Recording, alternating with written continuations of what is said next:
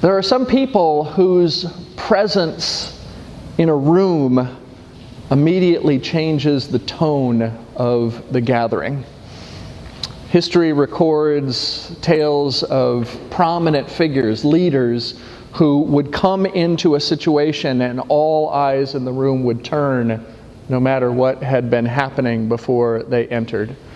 Other leaders have been known, particularly in times of great need, to exert a calming influence, to inspire the confidence of others around them in a particular situation. And the converse is true, that when those in positions of authority or leadership are not able to inspire that kind of confidence, or are from past track record instead have sown the seeds of anxiety, that it is a great hindrance to the capacity of the organization or the group to meet the needs of the present situation. And I introduce this way because this gospel story has two different tales of Jesus' influence in particular situations of need having a tremendous settling effect upon those who were gathered. One miracle story that this gospel is most well known for, the feeding of the 5,000, the story of the loaves and fishes, is a miracle that is done in a big crowd of people. A crowd of people who has come, the gospel says, because his notoriety for healing has grown. And so some have come out to seek perhaps some of that healing influence for their own lives or for those that they care about. Others probably would have come simply to see the spectacle. There is a guy who is doing things that nobody else is doing. Let's go and see what all the commotion is about.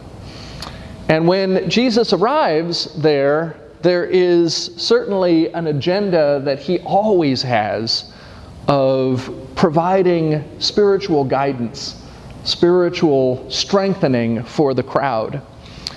But as we well know from individuals who are in very, very essential practical need, and from what Maslow's hierarchy of needs has taught us about being able to achieve or to strive in our own lives, if basic needs are not met, you can't talk about higher level needs because there is a distraction from the deficit of the basic. And so Jesus realizes that what needs to be accomplished before any kind of preaching is done, before any kind of teaching or instruction is done, is that there is a physical hunger among the crowd. And he is wise enough not to just plow on with his spiritual agenda, but instead to first address the basic need of food, of elemental sustenance. And so he says to one of his disciples, Philip, what do you think we should do? And I always feel for poor Philip in these instances in which Jesus is, with good intention, bringing his disciples along in what it means to serve the needs of the people who they were with. But in the moments in which they are first encountering these tests, it must have been bewildering. 6 months' wages couldn't buy food for all this crowd just to have a little bit. This is an impossible situation.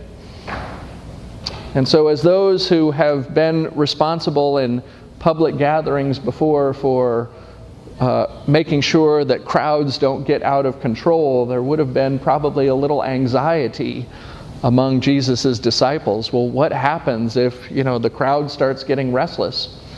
And the gospel reports Jesus knew already what he was going to do, and so he was leading Philip into getting his mind towards providing for that very basic need of food for the crowd.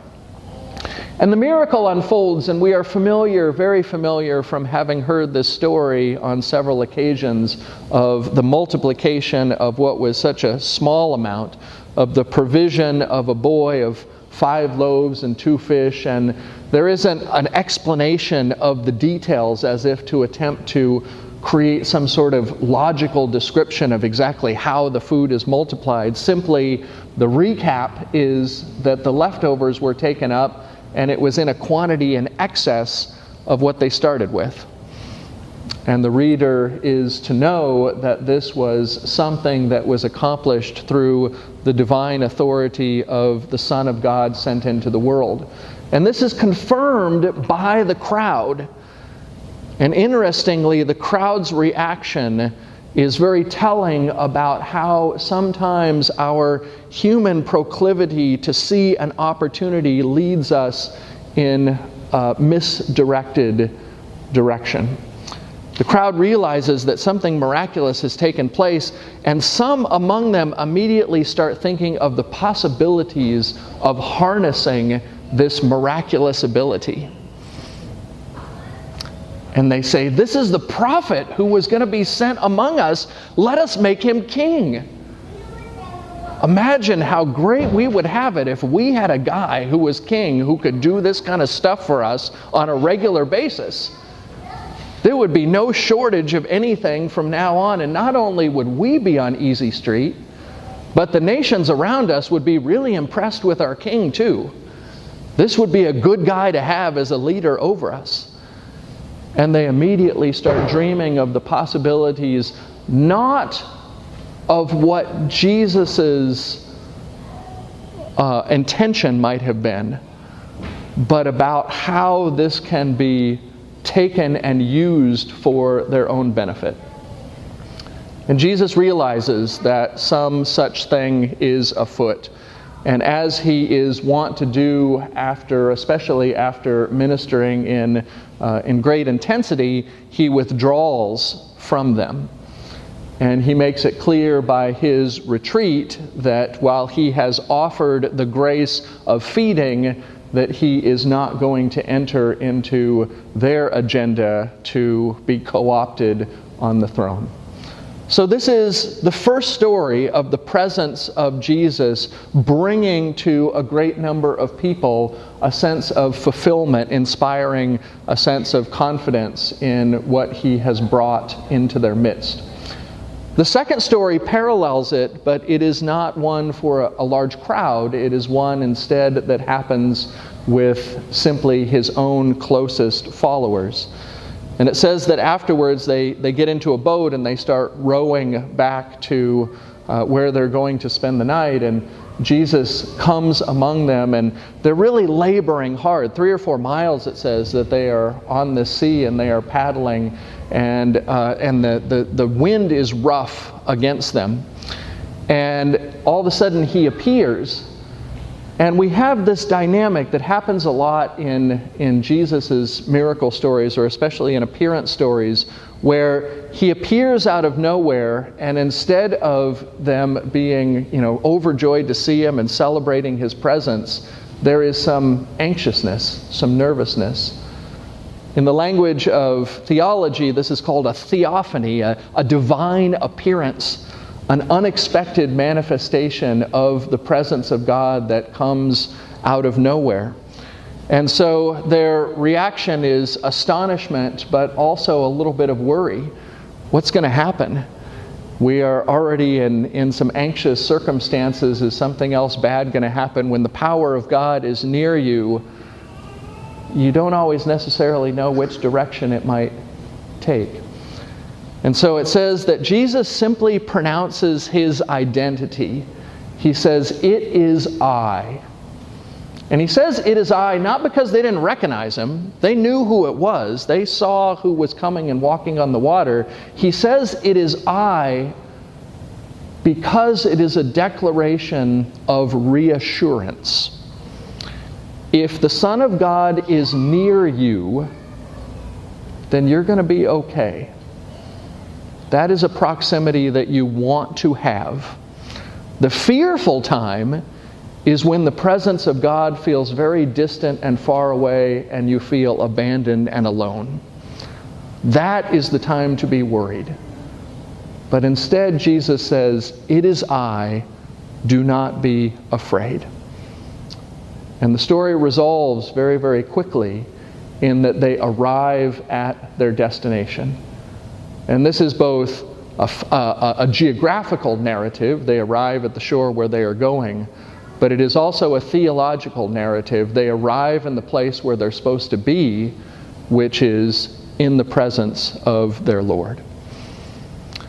So you have two narratives of Jesus' presence making a significant difference among the group of people who he has gathered with. One, a crowd with varying expectations and varying desires at the conclusion, and the other, his disciples who are in training to bear the presence of God where they will go and to the people whom they will meet in his name.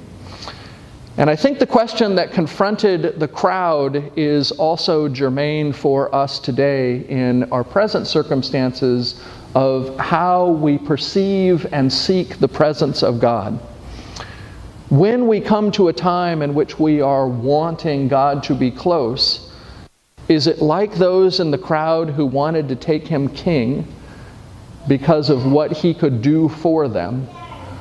Are there times in which we already have the end planned out and we go, if God's presence was just here with me right now, I'd be able to get out of this situation and then get on with my business? I was at the reception for a wedding yesterday, and I was talking with some people afterwards about ways in which we seek God in general. And the man who I was talking with was expressing his concern that in his appraisal, some people tend to seek God on demand in particular times for particular needs and then let God go until the next need comes about. And so it's a kind of God bail me out backup plan when all the things that I have already done didn't work out and I couldn't hack it on my own. And in some instances, our insecurity does lead us into situations like that, in which we see God as the dispenser of particular things that we have pre-identified. But what the greater riches of being in regular and intimate relationship with God offer us is, instead of asking God to come near to us so that we can have our needs served, is to ask God, help me to be close to you so that I may know what your intention is for my life. Lead me in the paths that you have prepared for me so that my life can experience the fullness and the fulfillment that comes with following where you have planned for us to go. And Jesus' disciples come to learn that. They come to learn over the course of around a 3-year time with him that what he said, "It is I," is all that their focus needs to be centered on. If Jesus is present among them, and by extension everyone who has counted themselves as followers of him since then, if our attention is focused on his presence among us, then we will be well. We will not be immune from times of uncertainty or times of anxiety. We will experience many times of joy and satisfaction, but the constant through all of it will be that the one whom God sent into the world to transform the relationship of humanity with God will be close by, and we will have that assurance that we are walking in the footsteps of the one who authored all life and who has created the world in order to be complete and to be full. You have known, as have I, leaders who have inspired that kind of confidence when they have walked into a room. And it is a great relief to have a person like that in a family, in an organization or a corporation. As the leader of a nation, it inspires and gives great confidence to the people whom that leader has inspired the trust of. That is, in the very same way, the kind of trust that we have been extended by our God in the sending of Christ into the world to bring all humanity to the fullness of life. Let us not miss out on all of the opportunities that come with the extension of that relationship. Let us not pass up on the times in which God can be leading us, even if we don't know of a specific need that we would bring to God in that moment.